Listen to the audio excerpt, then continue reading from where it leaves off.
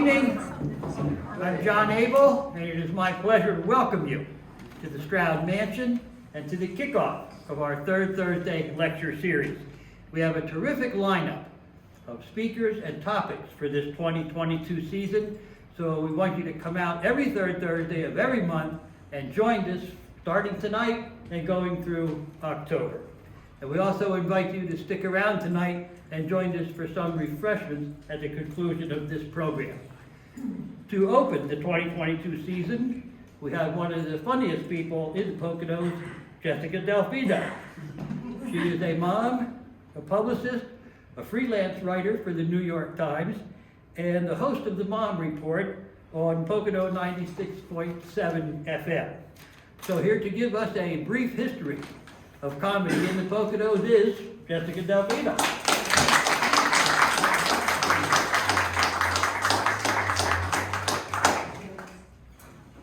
Good evening, everybody. My name is Jessica Delfino, and I thought I would start the performance with a little bit of humor, because why not, right? We're here to, it's a presentation about humor and comedy in the Poconos, so I thought I'd get us in the mood. I will start by saying I grew up in a very small town, a lot like this. I grew up in Tannersville, Maine. Anyone ever been there? Anyone? All right, a couple people have heard of the town I grew up in. Besides, the cows and the other animals that are from there. There was nothing to do growing up in my town. Every day I would play the game Spin the Bottle, which was not a lot of fun for me. That's what we did every day after school. And I hated playing it because, my best friend's dad was always playing. And it was very awkward. I'd say, hey, Tim, do you think your dad could sit out around? And he'd say, it's my dad's bottle. We'll take it and go home. And then what'll we do? So there was nothing to do at all. And now I live in the Poconos. I love living here. I've been here since 2016. This was actually my getaway plan. I moved here after watching about 12 episodes of Doomsday Preppers. And it turns out it's a great place to run away to if you need to. And I bought my house here in Bushkill in 2016. And I know exactly what to do now if I see a bear. It's been a lot of fun being here. I have two kids, a husband and a son. And I'm expecting a little girl soon, and so it's not just a big Mexican dinner, it's actually, there's a baby in here. So with that, I thought I'd play a couple songs for you. This is my ukulele. I haven't named it yet. It's brand new, fresh out of the box, so if anyone has any suggestions, I'm open. And I thought I'd play a couple short songs. This is a song about ukuleles. Ukuleles were actually a very popular part of comedy in the earlier part of the century. I'm not going to talk about that at all tonight, but I will play a song about ukuleles for you, and it goes like this. Hey, did you notice the cool new thing? Everybody's got one and they play it and sing or carry it around because they think it looks neat, but it's hard to admit you don't want to tap your feet when you hear the blinking of the strings. You get to thinking, wow, no kidding, ukuleles are fun. First my friend got one and she played it all day. Then her dad sat upon it, so we threw it away. And others started getting one, and I wanted one too. Once you played the ukulele, you can see the big to-do. And when you see somebody bring one out at a party, you're like, wow, no kidding, ukuleles are fun.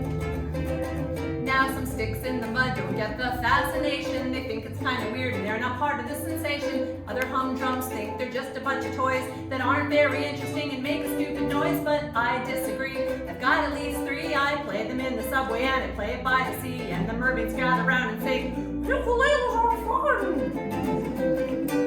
Play it at the post office, it calms the postal rage. I play it in the dog run and I play it on the stage. And the audience, they clap and sing, ukuleles are fun.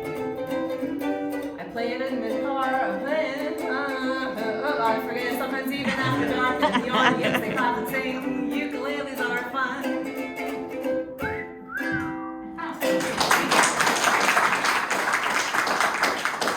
One really wonderful thing about being pregnant is I can just be like, mom brain, anytime I forget anything or do anything wrong. It's a wonderful excuse.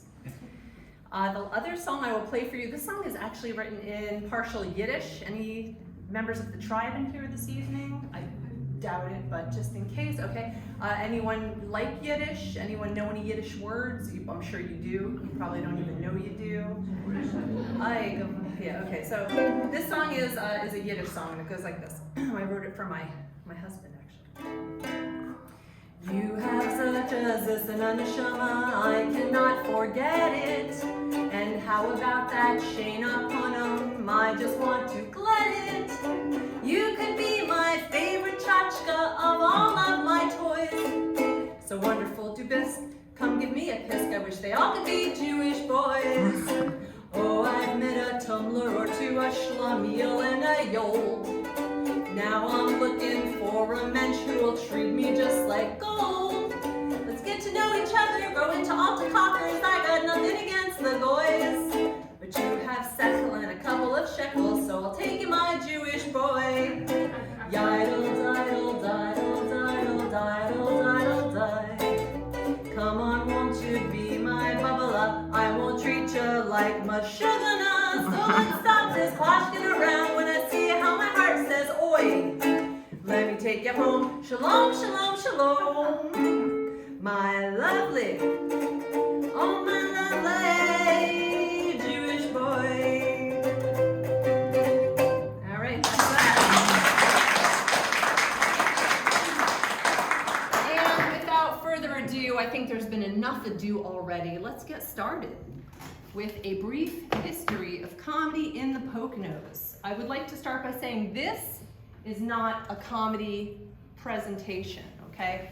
If you did come here for more comedy, following the lovely sampling I just provided for you, I would immediately get up if I were you and go ask for my money back, because that's it. That's all the laughs we've got. A few ways you know this is not a comedy show. Right? Comedy shows most often take place in environments where there is little to no exposure to outside light, such as comedy clubs, basements, attics, casinos, and behind closed bedroom doors. Comedy shows sell alcohol. I am currently sober. While I am a comedian, and I have been for a long time, I am not getting paid to be here, and I have a strict policy: no cash, no laugh. No funny, no money. I didn't make the rules, all right? All right, fine, I made the rules. Why did I decide to offer this presentation? Well, it is a fair question, and there are a few reasons. Reason number one, I am bored. There's not a lot to do out here, I gotta say, not in my neck of the woods anyway. Reason number two, I'm a comedian. I thought it was the right thing for me to do. And reason number three, I am curious. I wanted to know more about the history of comedy in the Poconos myself. So I obligated my way into an arrangement with a due date attached so that I would be forced to learn. So let's get on with it. I will say that the title of this presentation is A Brief History of Comedy in the Poconos, and that is for a very good reason. The more I dug, the less I found. Now, by the way, here's what I look like when I'm digging. Sadly, there's not an excessive history of comedy in the Poconos. The history of the area isn't terribly funny unless you consider Indian genocide, wars, fatal floods, and a massive government eminent domain to be the stuff of punchlines. But I will share with you what I was able to uncover. Prior to the 1960s, outside of town, the area was primarily farmland, cows, and pastures. There was no Walmart, there was no Target, there was no Panera Bread. Heck, there was no kitchen chemistry, there was no Cafe Duet or Dunkelburgers either, for that matter. And there were certainly no comedy clubs. Local businesses in the area included Lackawanna Hotel, Highland Home Cottage, Kistler's Residence Store, Elkhorn Tannery, Crystal Spring Brewery. Any of these places ring bells? Stroudsburg Creamery, East Stroudsburg Glass Company, Methodist Episcopalian Church, Loader's General Store, Livery Stable, hardly the places where you might find a good laugh, except for maybe Crystal Springs Brewery. That place is probably worth a chuckle or two. But there were no big box stores. If you wanted a piece of furniture, chances are you had to make it or pay a child to make it, or get left one to you in someone's will. Entertainment varied from folksy to hardly entertaining. Now, fun fact, pictures of rich people with their cows were a huge thing back in the day. I don't know if you know that, but it's true. If you had a bunch of money and you didn't have a picture of your cow, what were you even doing with your life? Now, some of the earliest comedy, and this is something I was researching, was used by slaves as a means of handling day-to-day life. It emerged in secret, and it was spread orally by slaves who had the ability to laugh in the face of their ordeal. The humor was inspired by oppression and the injustices that they were experiencing, and it offered a way for them to cope with racism and consequently the anger that came from their predicament. And this was the case with a fella who lived in the area. His name was Uncle Dan, Daniel Uncle Dan Holler, and he was born in 1800. He escaped slavery with his wife during the Civil War and traveled to Pennsylvania, where he worked as a farmhand, drugstore worker, and sold peanuts on the street. He infused comedy into his day-to-day and used it as a survival strategy to face trauma. Dan Holler is buried in Lincoln Cemetery, which is Harrisburg's oldest historic black cemetery. Slave comedy is well documented. In the 1800s, during his time as a slave, Frederick Douglass actually was recognized for his comedic abilities by his masters, who decided to educate him. Later, as an abolitionist, he used humor in his speeches against slavery. Now, it's hard to say if Daniel Holler or Frederick Douglass ever hung out in the Poconos, but we know that slaves did live in the area, and some of them certainly relied on humor as a means to get through their long, surely very challenging days. I told you this wasn't a comedy show. The humor that was used by slaves was somewhat accepted by the slave owners, such as in the case with Frederick Douglass, and may have even escalated slaves' journey to freedom by allowing them a platform for their voices to be heard. One area where slaves were able to make their way to freedom here in Pennsylvania was through the Susquehanna River Valley, and a lesser-known route started in Stroudsburg and ran to Carbondale and Montrose, Pennsylvania, where runaway slaves would have stopped on their way to eventual freedom in Canada. Hawley and Wayne County also offered stops, so it wouldn't be impossible to surmise that the comedy of slaves was some of the earliest form of comedy shows in the area. And surely there was no 2-drink minimum. Around the 1820s, America's best known humorist was Washington Irving. Look at how hot he is in this picture, how he's seducing the readers with his intellectual good looks. He was born in 1783, just over yonder in New York City, and he wrote 2 classic tales, which many of us have read or at least are familiar with. He wrote The Legend of Sleepy Hollow and Rip Van Winkle. So widely known and appreciated was he, his work, and perhaps even the man himself, that surely he would have been present in the area.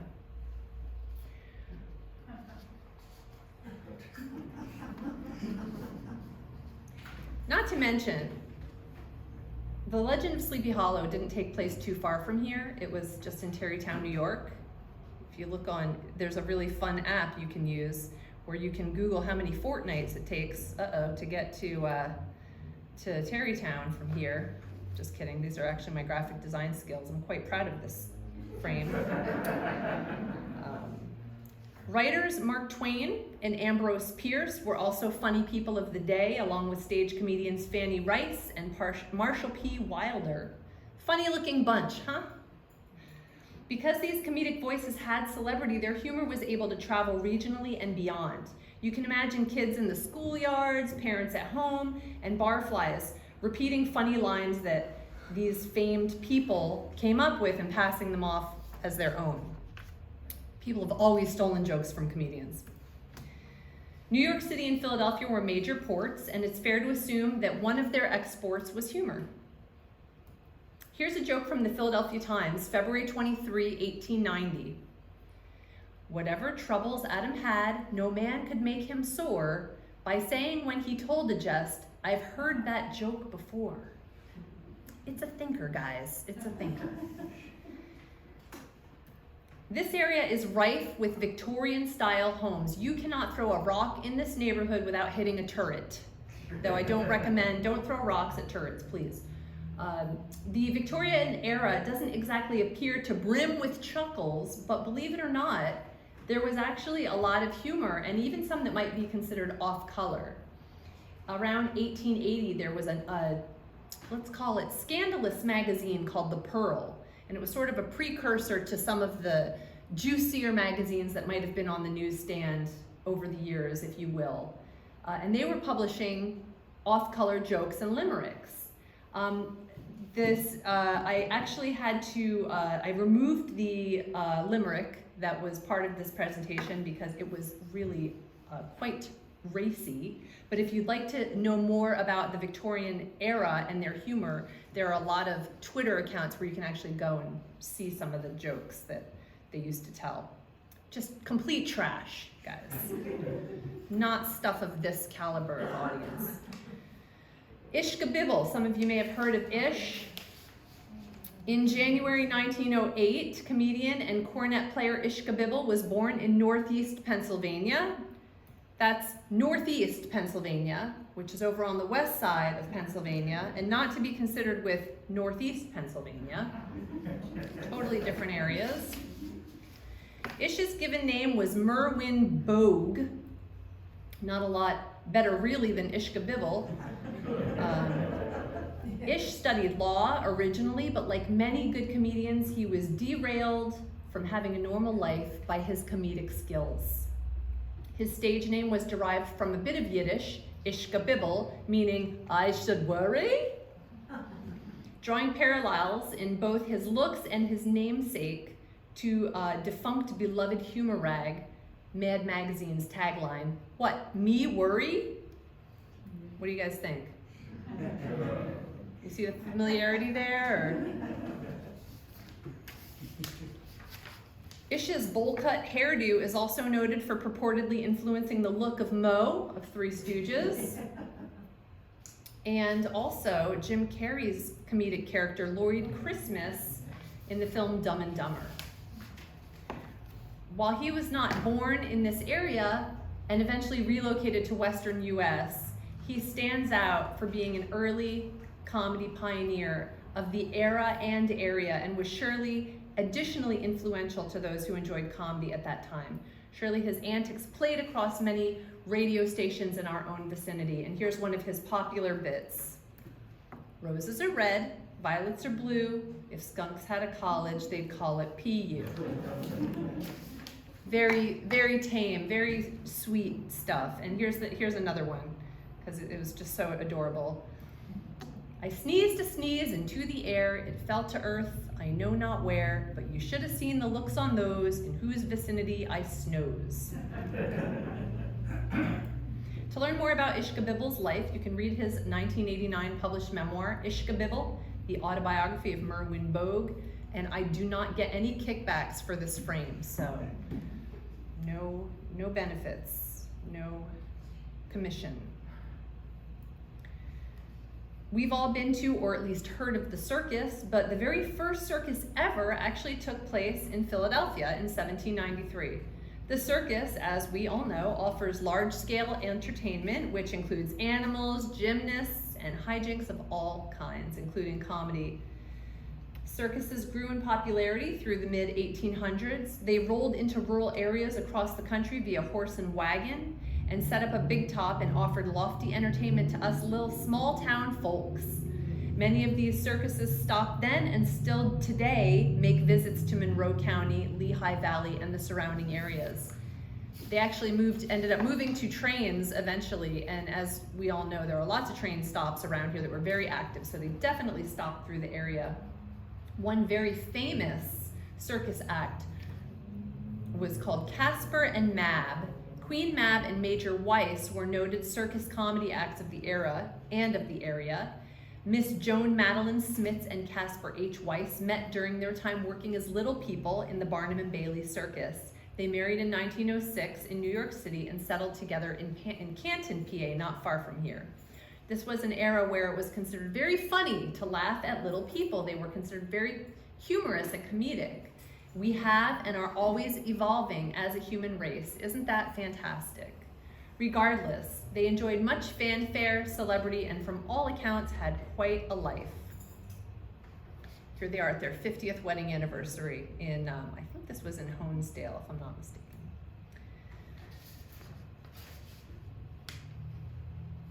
There's no doubt that Cab and Casper and Mab did travel through the area and even possibly perform in the Poconos.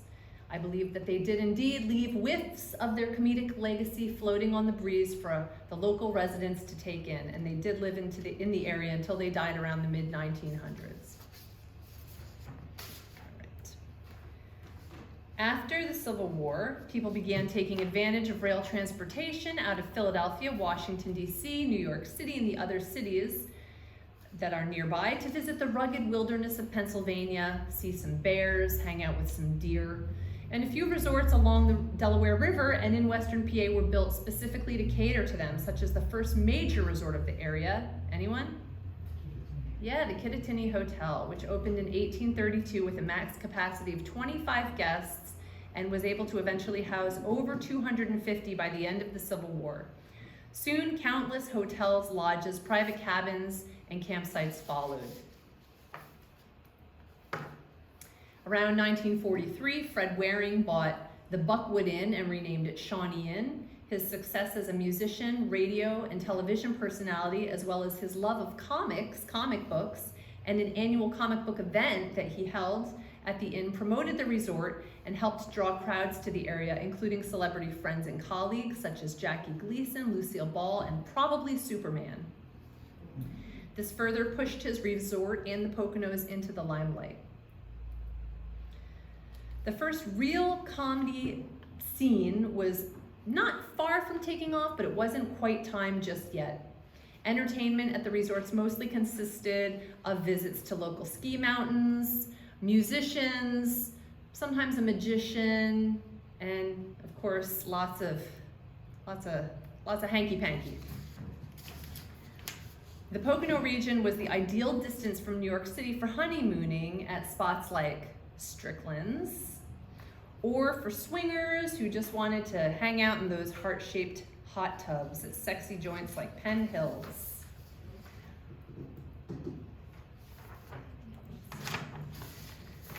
Uh-oh. Hold on a second. Okay.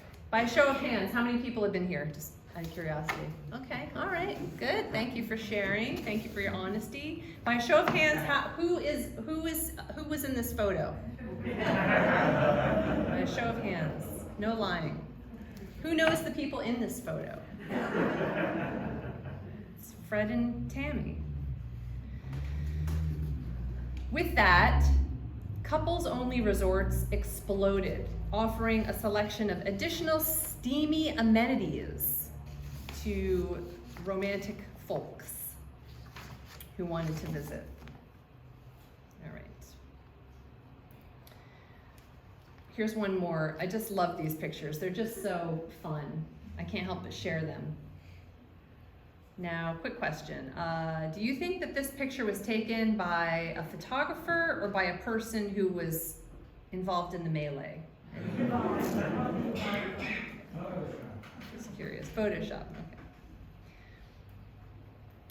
Around this time, the Catskills resort, which the resort scene up in the Catskills in like Orange, Ulster, and Sullivan counties, among other locations in upstate New York, was growing and booming. The area was very amenable to Jewish guests who were not allowed to vacation in other destinations. And with that, an opportunity opened for Jewish entertainers, including many comedians, to perform and even catch their big breaks.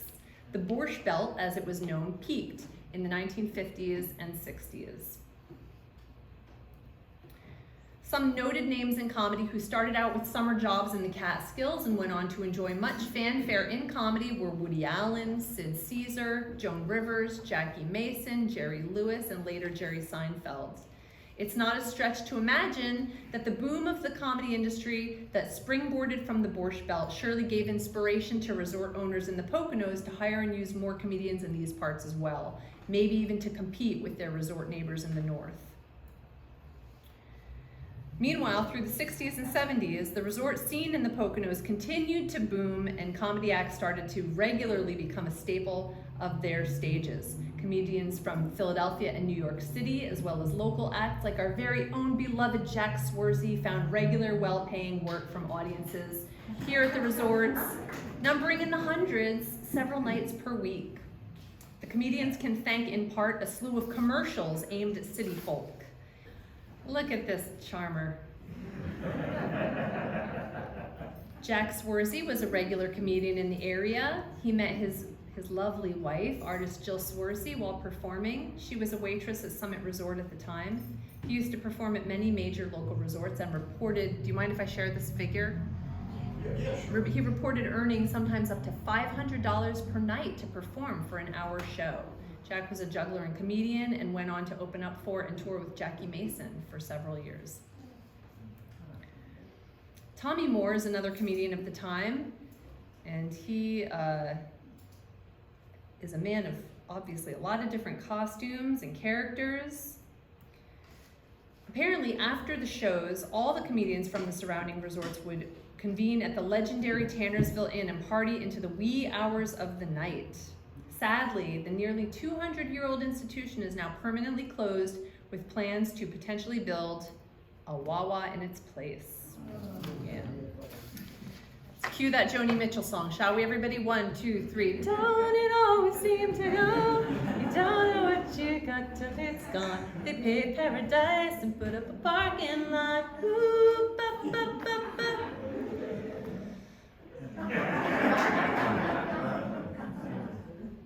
For a while, things were really, really great. It probably seemed like the fun would never end. The resorts were thriving, comedy was booming, the area was a cash cow. Look at all these rich white guys raking in the dough. They're so happy. But in the 1970s, things started to kind of go awry in the Poconos, and there are several stories why, depending on whom you ask, and this tremendously affected the comedy scene. Comedians began to report the quality of shows going downhill. Some said that the resorts themselves were becoming disheveled and dilapidated, and the resort owners refused to really do any upkeep. This may have discouraged visiting guests from wanting to return, and audiences at comedy shows steadily shrunk in size and quality. Cruise ships were also accused. They were given some of the blame. They said, you know, for the same amount of money it costs to come to the Poconos for the weekend and stay in a crumbling, outdated resort, you could take a cruise to the Bahamas. One thought was that home builders in the area began to bring in a different type of residents, weekenders. These part-time city slickers lived and worked in New York City and Philadelphia, but purchased homes in the Poconos and traveled to the area for weekends and holiday visits, and to bicker in a different area code.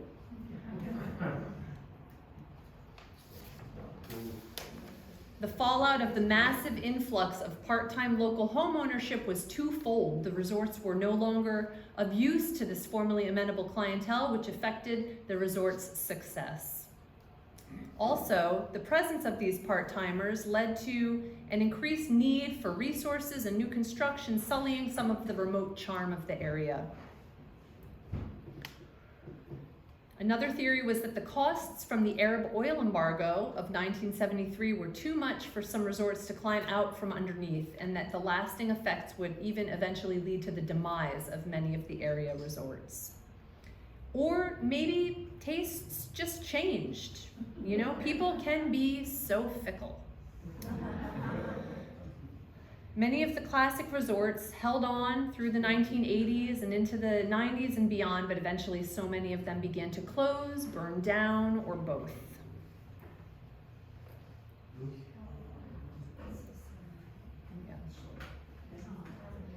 Some are still operational, but the comedians who perform there are, for the most part, the occasional celebrity, varying to a major celebrity or a D-list celebrity. Most of the resorts that are still operational are presently shadows of their former selves, clinging to something that is gone but not forgotten. They still take plenty of visitors in and even have much to offer in terms of amenities, but comedy is rarely, if ever, on the roster of entertainment offerings. In the early 2000s, a local comedian and musician, Tom Riccobono, started up his own comedy club within one of the area restaurants and called it Poconos. He had major name comedians who'd come and grace the stage, and he kept that going for several years. And then the recession struck. In 2008, the recession, brought on in part by the credit crisis resulting from the bursting housing bubble, led to a halt in operations across the Poconos. Like many smaller communities, the Poconos took a big hit. Property values plummeted. Many comedians lost their usual gigs. They finally had to do what their parents said and try to get real jobs. Over the last decade or so, the area has experienced something of a rejuvenation, perhaps, in part, I hate to say it, by COVID-19, which has brought in an influx of new people and new money, people looking to escape crowded cities in the area, looking for entertainment, and lone wolf comedians have begun springing up with self-produced shows and inviting a new generation of comedy lovers to come out and laugh. All we need is an audience. Will you answer the call? Thank you very much.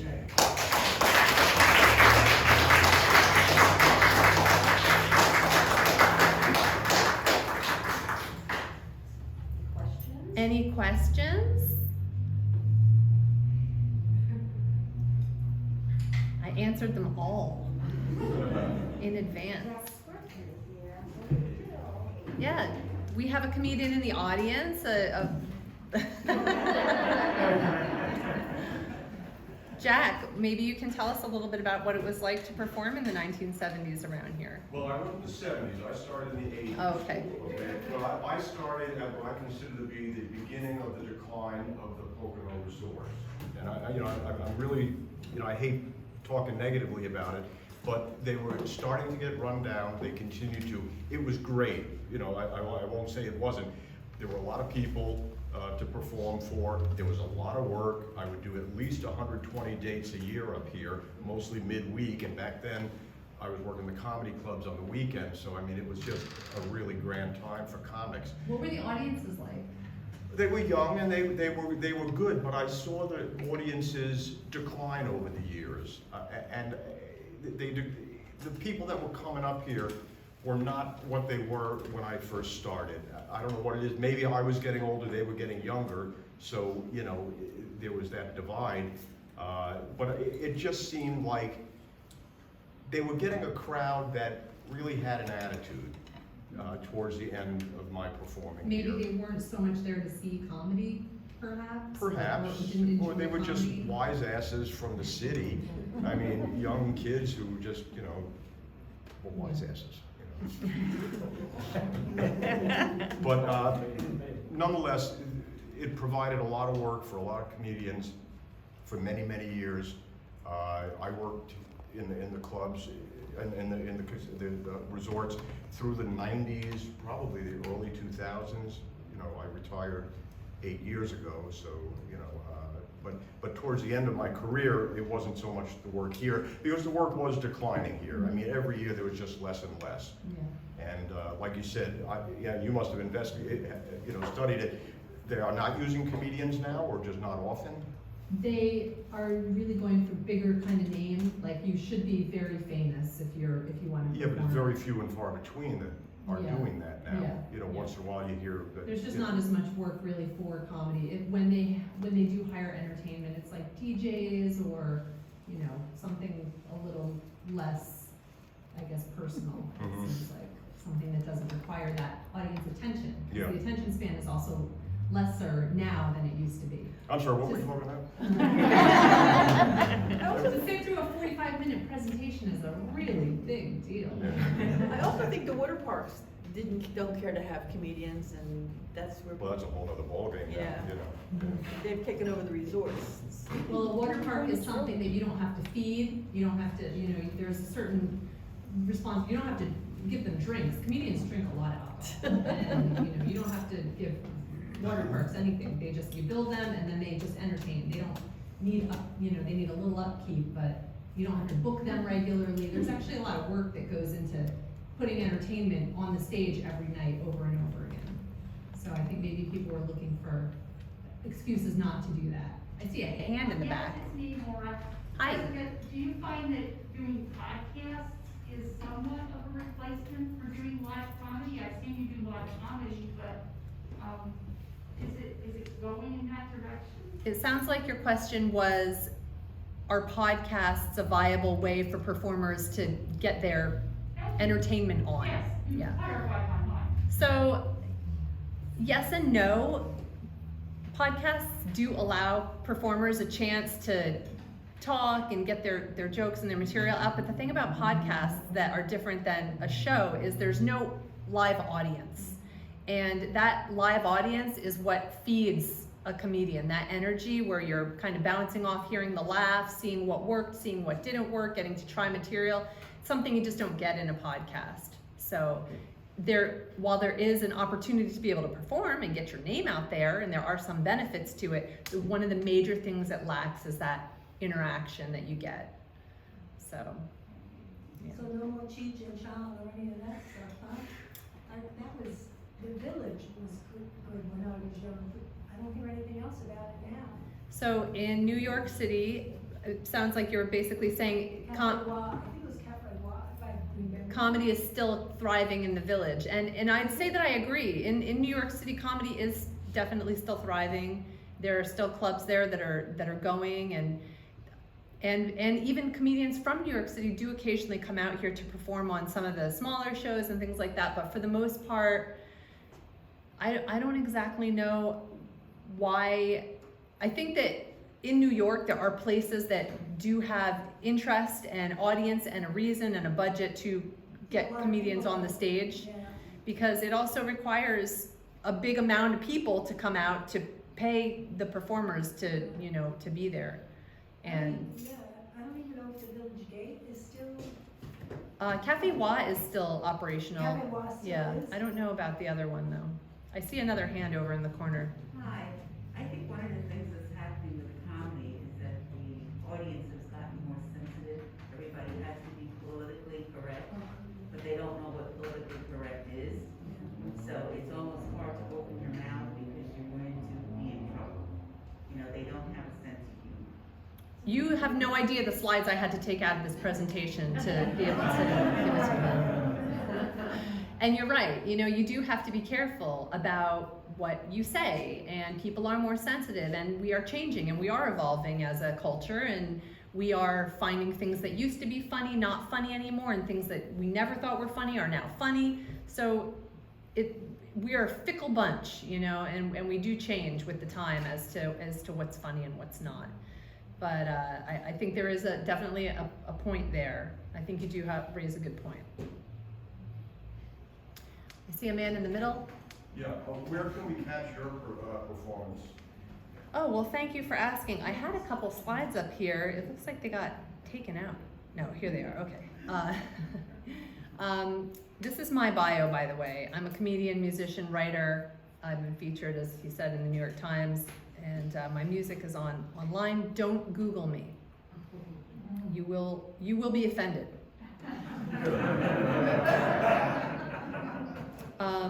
So here's some shows I have coming up. Feel free to take a screen, snap a picture or whatnot. I've got a show coming up at, the question was, where can you find me next? And the answer is, I will be playing this Saturday at the Monroe Farmers Market. I'll be playing songs upon songs upon songs. I have a bunch of originals that I wrote, funny kind of, original songs. Yes, sorry, next Saturday. And I also love mangling covers. So if you like to hear your favorite song chewed up and spit out, that's something I enjoy doing very much. And that's my Venmo page. I just always put that in because why not? And I think that's it, yeah. Were there any more questions? Should we go drink some lemonade? Thank you very much. Thank you.